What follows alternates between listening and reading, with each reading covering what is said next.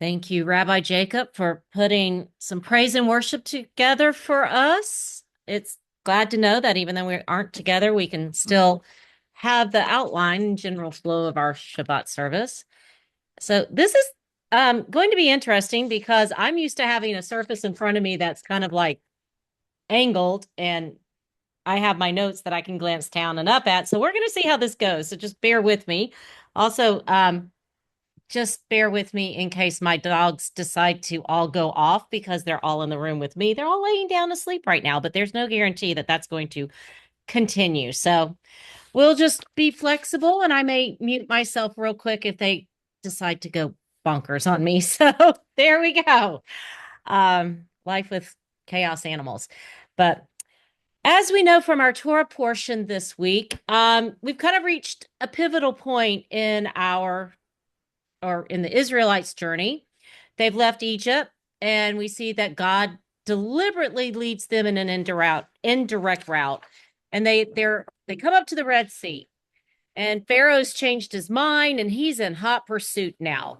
And there's horses and their chariots. And the Israelites are feeling trapped. They've got a wall of water in front of them and they got a charging army behind them, and it all seems lost. And they're thinking the only way out is they're either going to drown themselves in the sea or they're going to get killed by the soldiers. They can't see any way out except death. So they're close to desperation and hopelessness. And, since we have all studied Torah text for years, we know what's about to happen, but they didn't at the time. They had no clue. They could only comprehend the direness of their immediate situation. And what does God tell them? In Exodus 14, verses 15 and 16, it says, Then Adonai said to Moses, Why are you crying to me? Tell Bnei Israel to go forward. Lift up your staff, stretch out your hand over the sea and divide it. Then Bnei Israel will go into the midst of the sea on dry ground. God's response, because he sees the bigger picture, he knows the bigger picture, he's not limited by our vision, tells them, You need to move. Don't be paralyzed in fear. Listen to me, do what I say, move, just go. And Adonai miraculously delivers the Israelites from slavery and oppression, splits the sea so they walk on dry ground. And as we have these moments in our own lives where we just receive God's miraculous provision and blessings, they rejoice. They get on the other side of the sea and they rejoice. They sing the song of Moses, as we heard from the Darash today. But as we well know, almost as quick as you can flip a switch, their complaining mode is activated. And why is that? Why does it seem like the Israelites and us, by comparison, can experience blessings and favor, but yet at the slightest hint of trouble, we slip back into our negative patterns? And the division of the sea was, in its own way, the greatest of all miracles.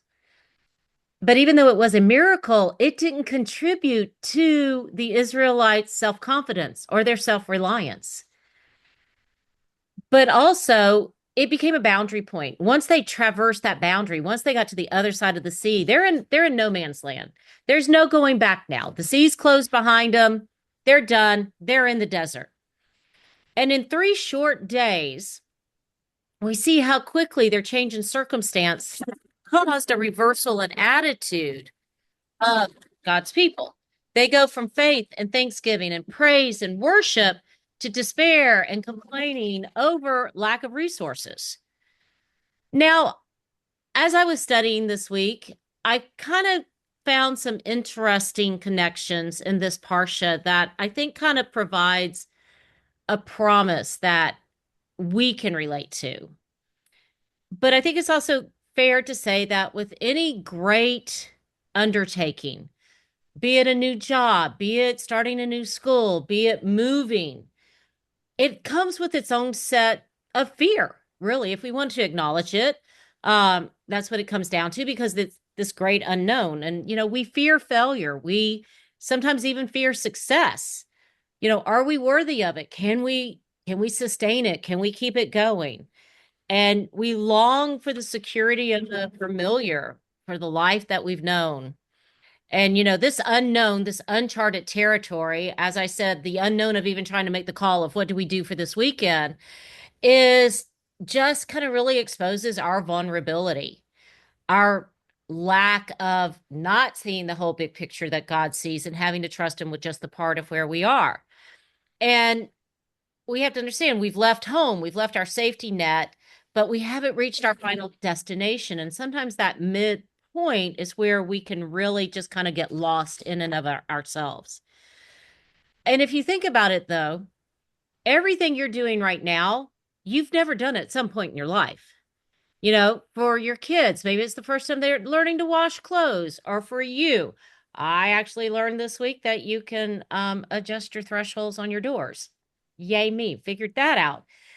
Something I'd never done before. So everything you're doing right now is at one point in time you had never done.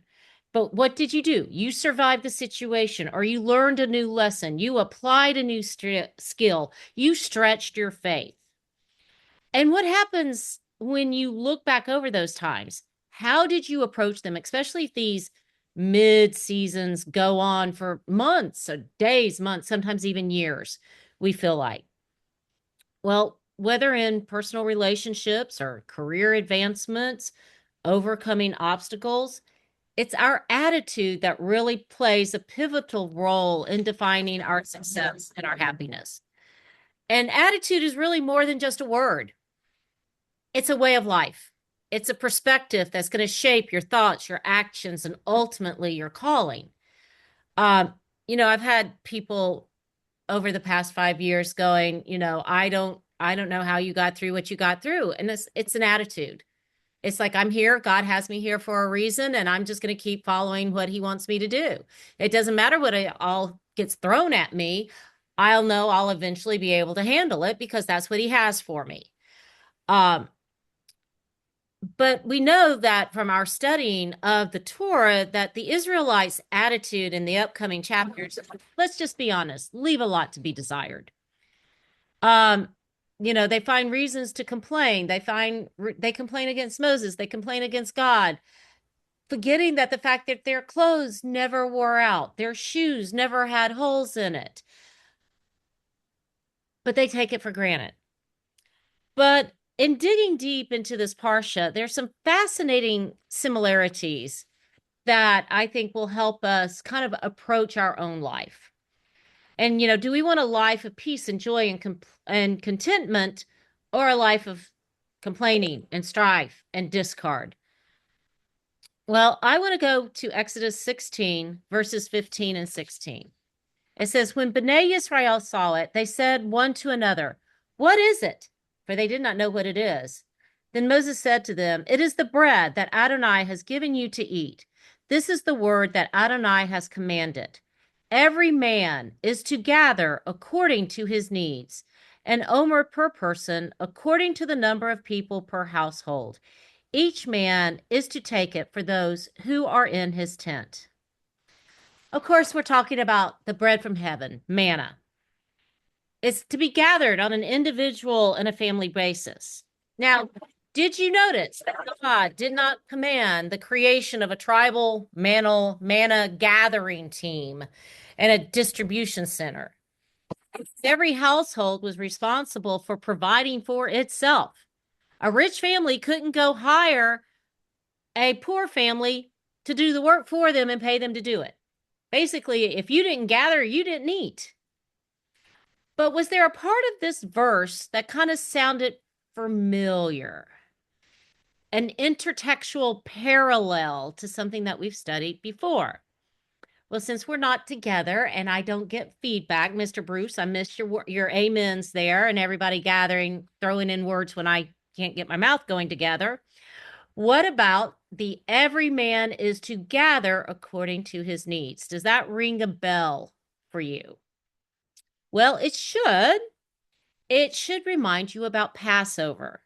So let's go to Exodus 12:4. It says, but if the household is too small for a lamb, then he and his nearest neighbor are to take one according to the number of the people, according to each person eating, you are to make yourself count for the lamb. Wow, almost word for word, wouldn't you think? But I want to show you another correlation here between Exodus 16 and Passover. So we're going to go to Exodus 16:19, and it says, also Moses said to them, let no one save any of it until the morning. Jumping to Exodus 12:10. So let nothing of it remain until the morning. Whatever remains until the morning, you are to burn with fire.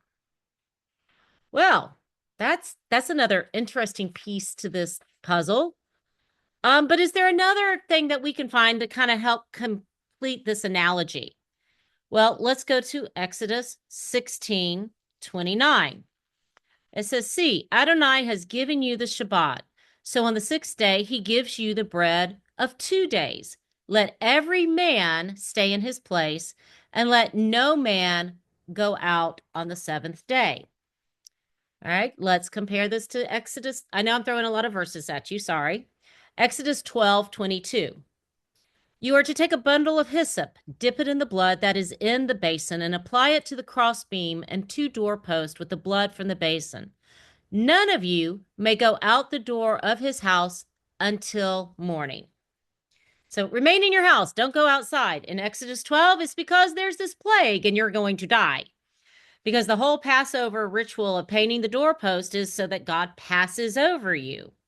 But in Exodus 16, why don't you go outside? The total opposite of a plague. There's this wonderful tranquility of Shabbat. And this tranquility is going to be enjoyed in your house. You don't need to go outside for your substance. God's provided it for you. So we have the same direction. Nobody go outside until morning, but entirely different reasons. Basically, Exodus 16, relax, rest at home, no labor, kick up your feet, take a rest. So while there's the same words, there's a different focus. So we found like 3 strong connections between the text now of Passover and the manna. What can this teach us? So what are you supposed to eat Passover with? Is there something else?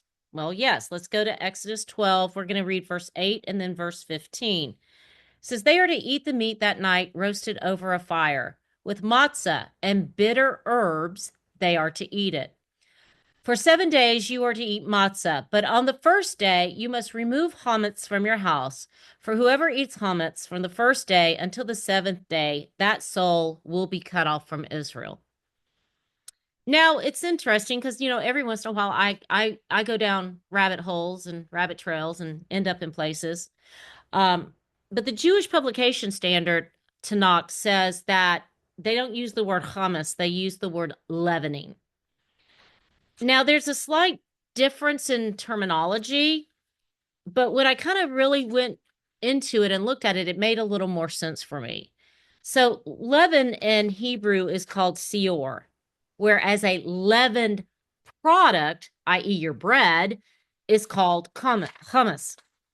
So, in ancient times, the seor was a lump of old dough. For those of you who do sourdoughs, you're going to really kind of understand this.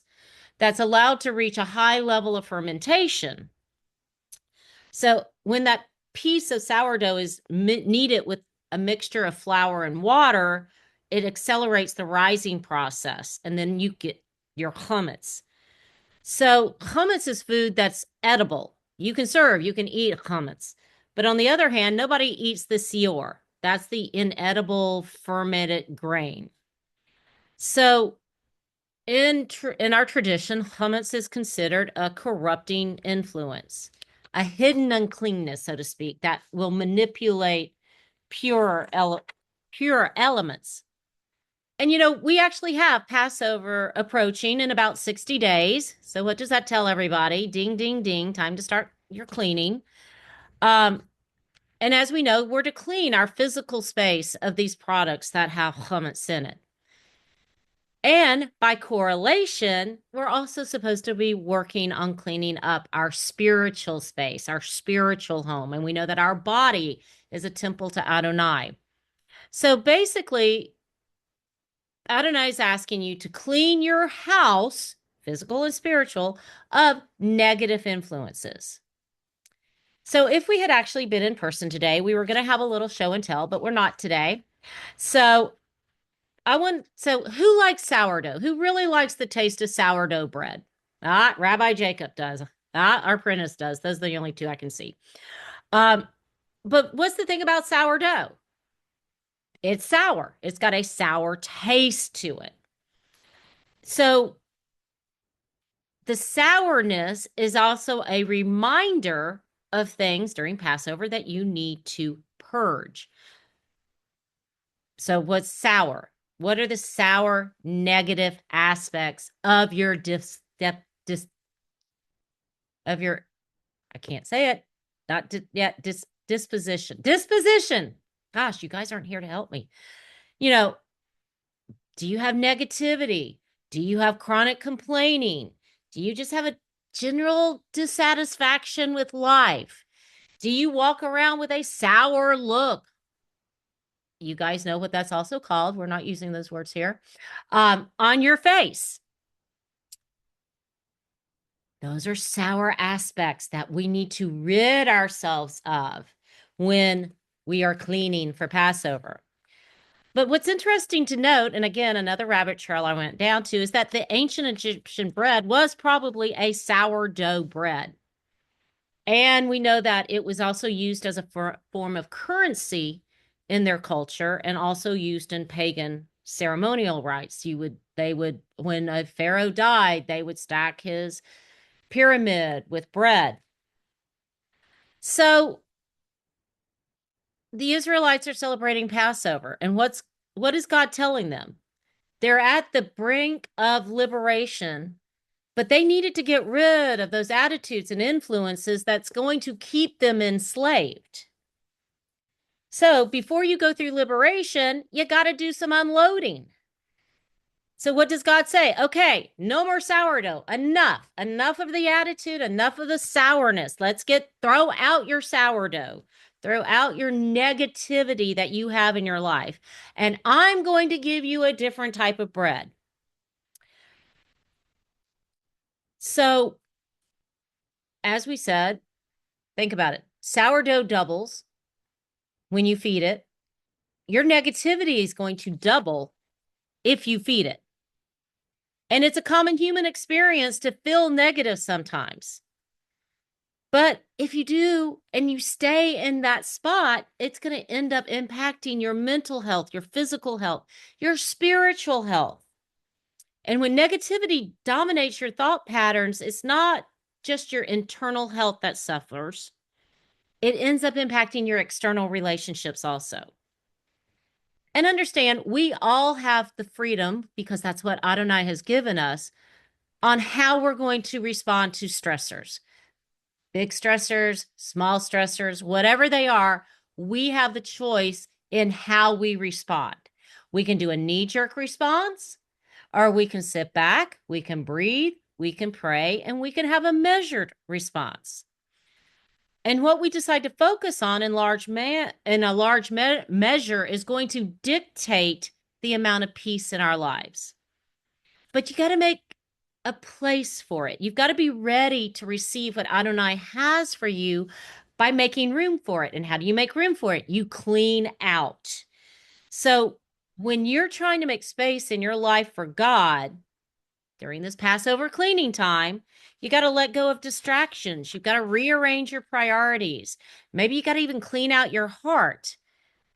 But I'll give you a little heads up. Sometimes when you clear out all that space, new problems like squatters are going to want to come in and take up residence. You've made room for some peace, but you ended up with some more anxiety. You created time for prayer, but then you got a pressure-filled schedule. Because when we create space for God, the enemy doesn't like that. The enemy wants us not to have time for God. The enemy wants to keep us distracted. But when we create space for God, we're cultivating a lifestyle which is going to prioritize His presence and His honor.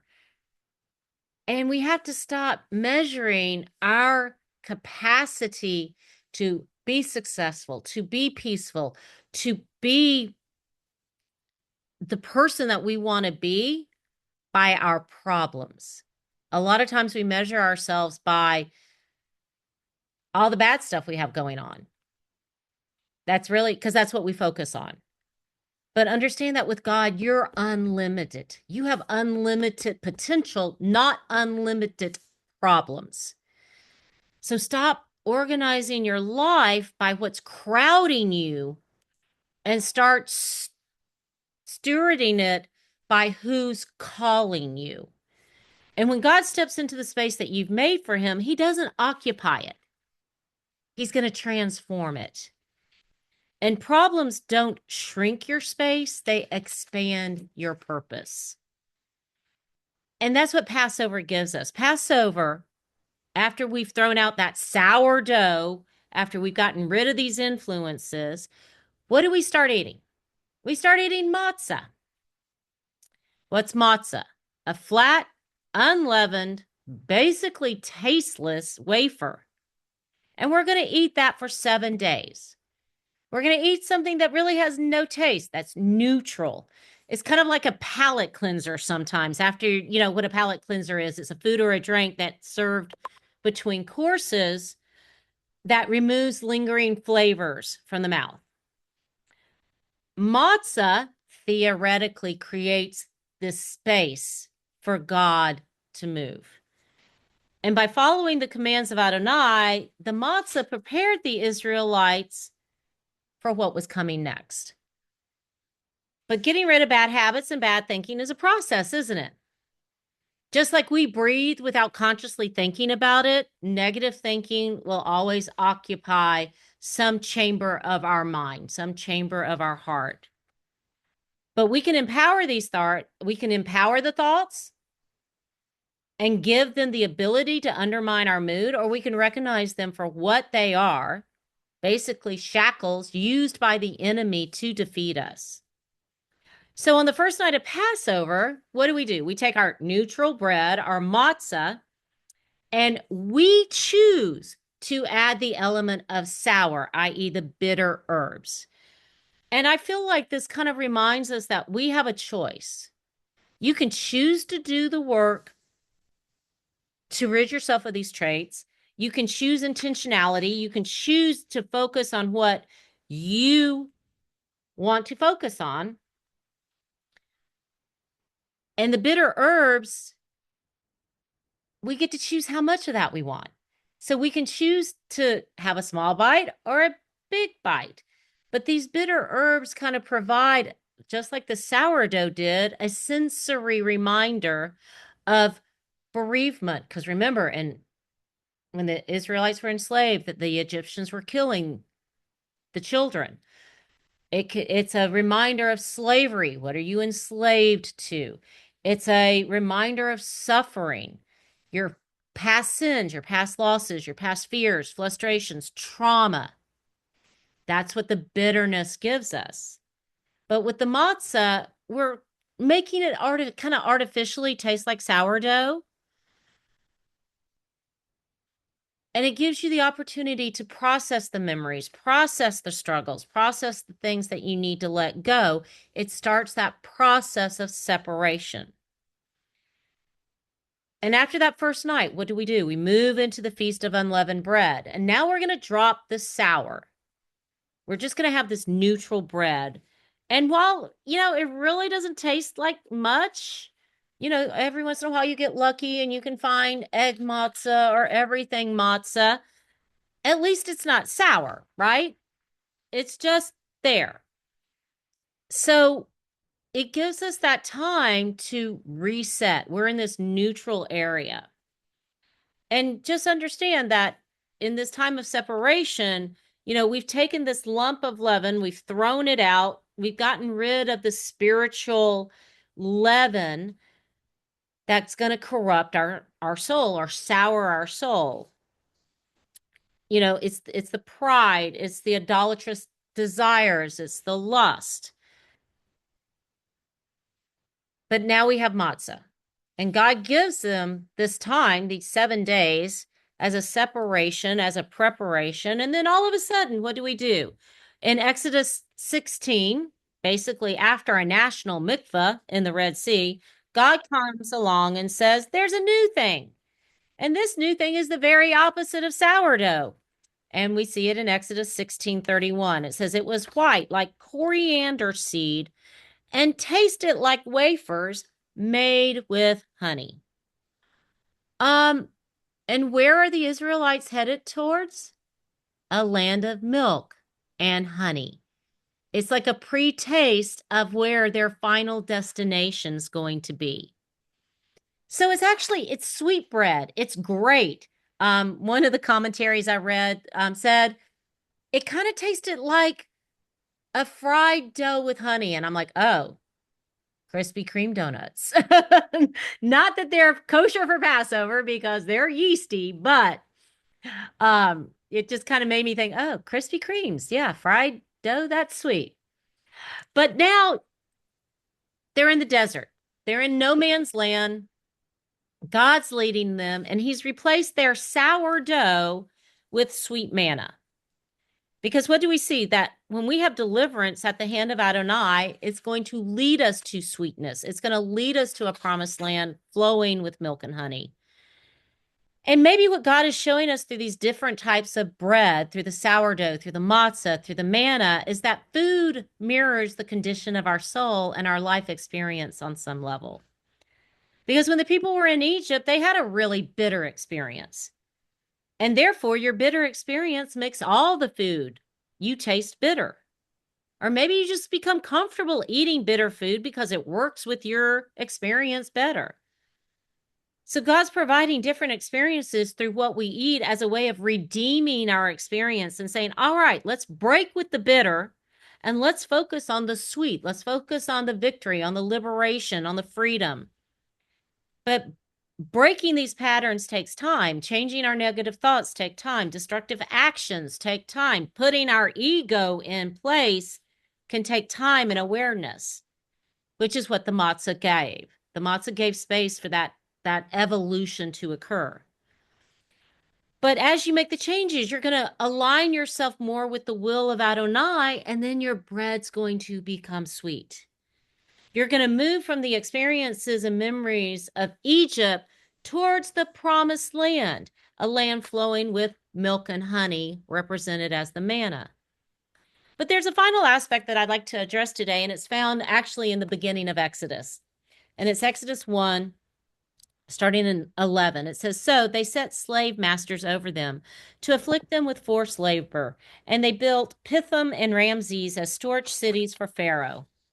They worked them harshly and made their lives bitter with hard labor, with mortar and brick, doing all sorts of work in the fields. In all their labors, they worked them with cruelty. So why did I go back to this verse? Well, storage cities refer to series of mud brick storage depots, basically, that were attached to the temples in these two cities and other cities also. And they were built to store vast quantities of food that would be used as offerings to the Egyptian gods. So what began as a necessity under Joseph, and now we're going to jump to Genesis real quick, says during the 7 years of abundance, the land produced in heaps. So he gathered all the food in the land of Egypt during the 7 years and put the food in the cities. The food from the city fields surrounding the cities he put in each city. So Joseph stored up grain like the sand of the sea, vast amounts, until he stopped keeping record because it was beyond counting. So Joseph started the process, but what eventually morphed into, because we know that the current Pharaoh didn't recognize Joseph, didn't know Joseph, but what it morphed into was a hoarding situation. It just became the normal way of doing things, which reflected the Egyptians' self-reliance and control and greed. And that we see years after Joseph Egyptians will enslave a populace in order to hoard the excess, to hoard the surplus. So there was a conscious decision to hoard and make sure that there was bread for tomorrow. And they became obsessed in this in a way that was unhealthy. So my question is, what spiritual hoarding are you practicing? What are you collecting? What do you treasure the most? Do you hoard offenses? Do you keep a growing collection of them that you thumb through in your memories, finding identity in what you've suffered versus how Adonai has set you free? Do you pile up grief and resentment and bitterness and other things that block your ability to function normally for Adonai? Does your spiritual life resemble an episode of Hoarders? I'm sure all of you have seen the TV show or heard about it. And rather than deal with issues and keep your life clean and clear, the spiritual rubbish keeps building up and deeper until it seems almost impossible for you to clean it up and put yourself back in, or you just get so overwhelmed with the negativity, you just want to hide your head in the sand and not deal with it. But when you have so many piles of unforgiveness and bitterness and other forms of spiritual garbage that you can barely move from one room to the next in your house, what do? Well, when people hoard or refuse to let go, things like fear and doubt and jealousy and bitterness and envy, your spiritual life becomes a mess. So if you feel like your spiritual life is a mess, you need to see, what are you hoarding? What are you storing? And eventually your spiritual life becomes compared to those homes on TV in which, wallpaper's falling off the walls, electricity doesn't work, there's rotting garbage in the sinks, and, there's dead rodents and all types of pests living there right along with the person in the house. This is what your spiritual hoarding of the wrong things are going to do to you. So it's really necessary, and especially as we're approaching Passover, to look at what areas of your life have you allowed yourself to hoard attitudes that are unproductive to your spiritual life. And what are you going to do to start changing this mess in your life? Can you name or identify an area in your life that gives you the most trouble in discarding the spiritual refuge that isn't good for you? Are you tired of chaos trying to control your life? Basically, are you tired of the sourdough of living and want to feast on the manna? Well, you've got to be willing to do the Passover cleaning so you can begin your journey to the promised land. The Israelites had to leave Egypt to develop faith and trust in Adonai. They had to leave the land of surplus and to move to the land of reliance on Adonai. And matzah and manna were the foods that cultivated the faith by discouraging waste.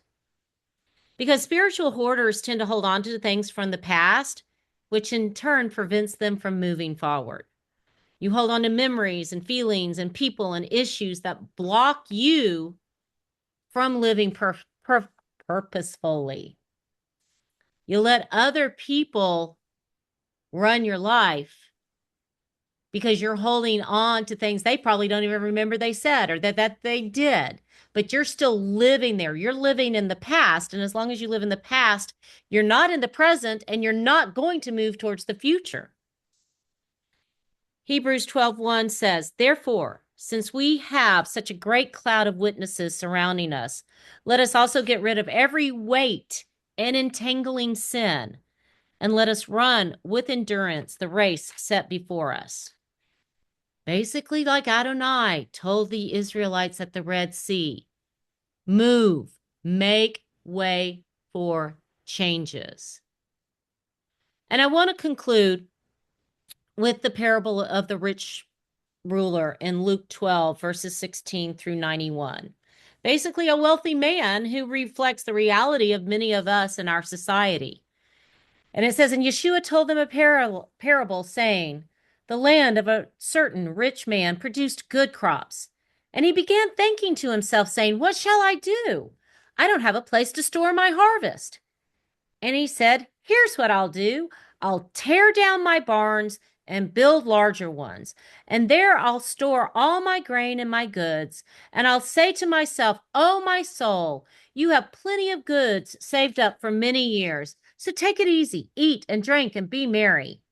But God said to him, you fool, tonight your soul is being demanded back from you. And what you have prepared, whose will it be? So it is with the one who stores up treasure for himself and is not rich in God. This person had it all. His barns were overflowing. He needed bigger barns, more buildings. His future seems to just radiate with apparent security.